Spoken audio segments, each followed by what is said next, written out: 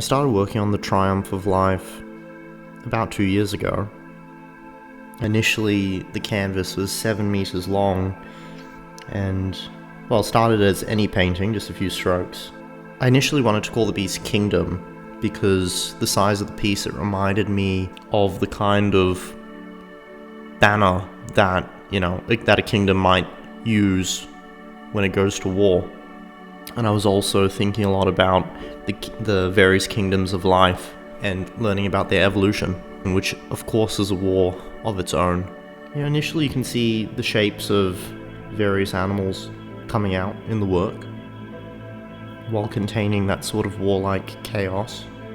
I eventually felt that 7 meters was unmanageable, in a sense, so I cut the canvas in half, roughly, and it ended up being 3 meters long and 1.5 meters tall. After I cut it down, I wanted to apply this dot style, which I'd been developing in my smaller works, and what the piece ended up being was really a wrestling match between these organic, lifelike forms and these far more abstract forms, representing maybe fundamental particles and forces. Of course, Pollock was a great inspiration, and he let gravity do a lot of the work, which is one of the fundamental forces. In the end, I think what I captured was something like the idea of the cosmic womb, something like that, from which life emerged, and I guess that's part of why I called it the Triumph of Life.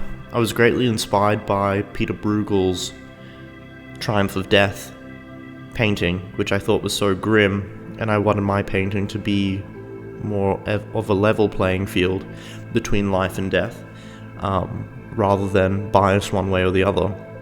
So I think that's why I do have somewhat organic forms coming out of the more chaotic and fundamental forms.